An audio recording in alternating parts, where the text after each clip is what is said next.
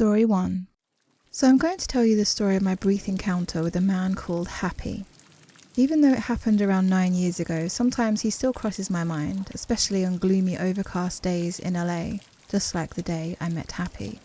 It was 2013. I'm working at a cannabis dispensary in Venice Beach, a block from the boardwalk. A good 35% of our patrons were unhoused people. Occasionally, someone experiencing severe psychosis would try to come in. But if they were screaming or unintelligible, security would not let them in. If they had and presented the holy trinity of medical papers, ID and cash, they were good to go. We had a compassion program where we'd bag up grams of shake left over from bottoms of jars and give them completely free, one person per day, to anyone who asked. Word about this spread quickly on the boardwalk. Generally, these people would be the nicest, most polite and considerate customers, even if they did smell a bit stinky and their money got pulled out of a sweaty sock. No one working there would bat an eye if anyone came in smelling like they slept on the beach for a week next to a bottle of vodka, as long as they just calmly buy their weed and be on their way like any other customer. It's a foggy, chilly day around the holidays, sometime between Thanksgiving and Christmas. Someone called out, so I was the only person in the back bud tending. There was another employee at reception and the security guard at the front door. I'm alone in the back room. There are cameras, but no one is actively watching them. The guy walks in after being checked in at the front. He's the only customer at the moment, and I swear the whole room gets colder as he walks in. He is wearing a very worn-in, deeply faded, wrinkled, conformed to his body, floor-length duster jacket, and a similarly beaten-up, wide-brimmed leather cowboy hat. It looked like he'd lived and slept in these same clothes for years. We did not allow hats, hoods or sunglasses in the store, so I'm surprised that security didn't make him take off his hat. The man is at least 6'5" and built like a boulder. Not obese kind of large, pick you up and toss you like a ragdoll large. The stench that came with him is unlike anything I've ever smelt before or since. It was beyond BO, beyond piss or shit. It smelt like actual death, as if he had raw, rotting carcasses tucked under his thick, long leather coat. I thought I had been hardened by plenty of nasty body stank before, but this was absolutely revolting, far beyond anyone who hadn't showered lately or pissed their pants. I'm trying not to inhale very deeply and I say, "Hi sir, excuse me, I'm sorry, would you mind taking off your hat? Just store policy." Big customer service smile. "What are you looking for today?" He grunts deeply. He is walking very slow, shuffling and dragging his feet. His voice sounds like he gargles with gravel, rough and wet, raw and angry. "I don't take off my hat." At this point, I'm not trying to argue with this man about his hat either. Let's get him in and out. I glance down and see he is not wearing shoes. The bit I can see from under his coat, one of his ankles is massively purple-black and swollen, melon-sized. The bottoms of both his feet are bloody and tore up. I realise he is leaving a slight trail of blood as he drags his ragged feet across the concrete floor of the shop. My first thought is how and why the fuck did security let this guy come in? Second, is this guy is obviously seriously injured, and that is concerning as a human being. I'm making sure to keep the display shelf between me and this guy, but that's only about a foot of space, like a bar. He gets to me, and the stench gets stronger. I meekly but sincerely ask, "Are you all right, sir?" His eyes flare at me. "What do you care?" I'm like well, I tried. Not my chair, not my problem. Not my monkeys, not my circus. "Great, what can I get for you?" He pulls up one of his sleeves to expose his forearm. It's covered in large round burns like from a cigar, some old, healed, and some fresh, pussy and infected. It's not track marks, it's burns.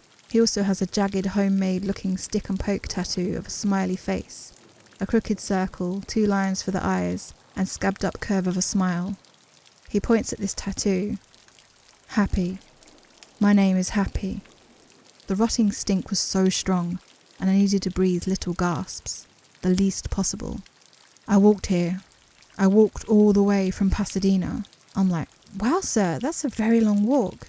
Anyway, what are you looking for today?" "Just for you." His eyes are dark and menacing. He is smeared with a layer of grime, like he lives in the woods dirty. He doesn't look like the average crust punk or disabled veteran you generally see living on the beach. It was hard to guess his age, but he wasn't that old or young, somewhere between 30 and 50. He looked like he'd dragged himself here from his log cabin. Like what would happen if you entangled some quantum mechanics poorly and mixed Ed Gein with an 1800s homesteader, then transported him to 2013 Venice Beach. I, of course, have never seen this man before. Once was more than enough to make him unforgettable. He keeps staring at me, and I move as far back as I can to the wall, hopefully out of his grasp if he lunged. I would need to walk out from behind the case and around him to get to the security guard. I'm weighing my options. Haha, bad pun intended. I decide to grab a bunch of compassion grams and then weigh out an eighth and mark it down that I'd pay for it later. And he's still just leering at me, wheezing heavy, stinky breaths. We actually have a special today, only for people who walked more than 10 miles to get here. This is all for you, on the house. Thank you for stopping by. He accepts the bag, but continues to just stand there and stare at me. Thank you. Happy? It works. He grunts a guttural noise that is not a word and slowly turns to shuffle back towards the door. At the door he turned back towards me and says, "I'll see you later." He finally walks out after, leaving plenty of his residual stench of death behind. Thank any and all of the gods, I did not see Happy later, or ever again. When I asked security why the fuck did they let him in, he said that when he had noticed his bloody feet and said, "Hey bro, you all good? That looks like it hurts." Happy had stepped up in his face and threatened to choke you out, stupid N-word. And since it was just him and two 22-year-old 130-pound girls, he wasn't trying to die tonight and figured hopefully Happy could just get his stuff and leave. He was watching the cameras in the back, ready to call police and owners if anything got weird.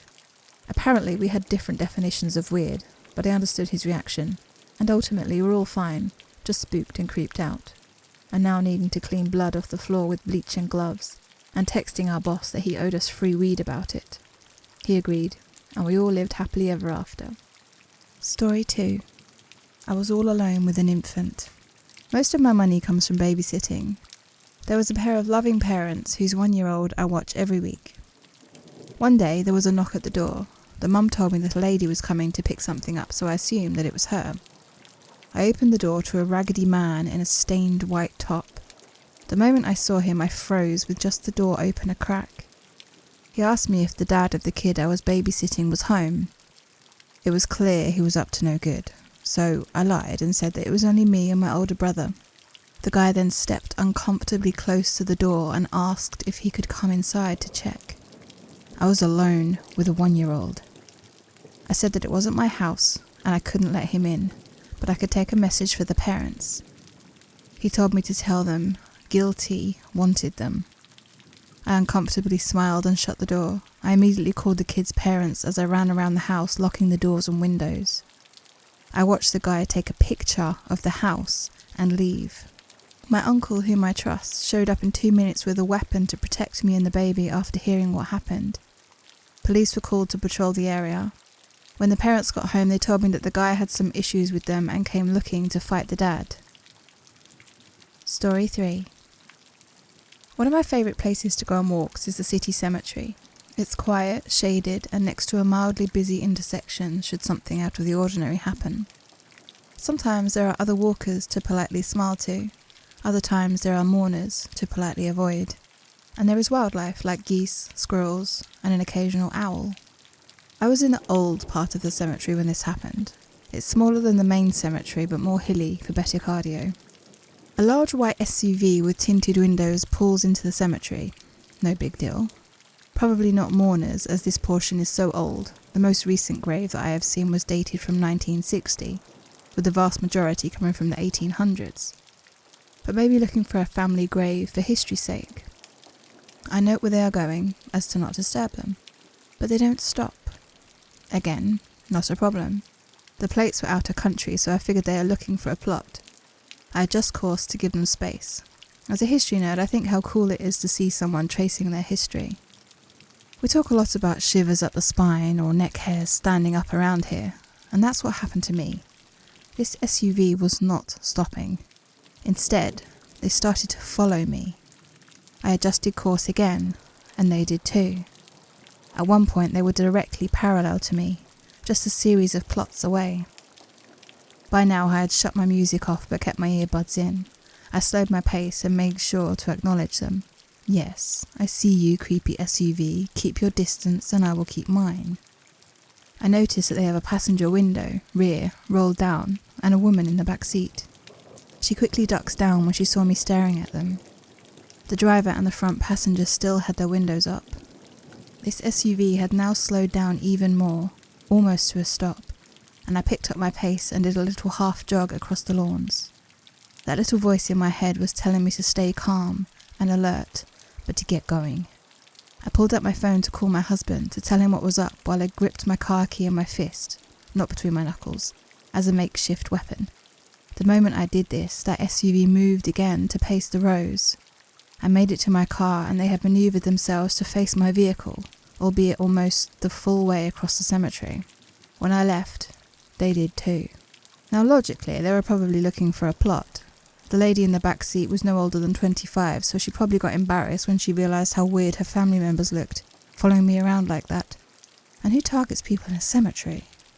But what if? And why follow me after I changed course?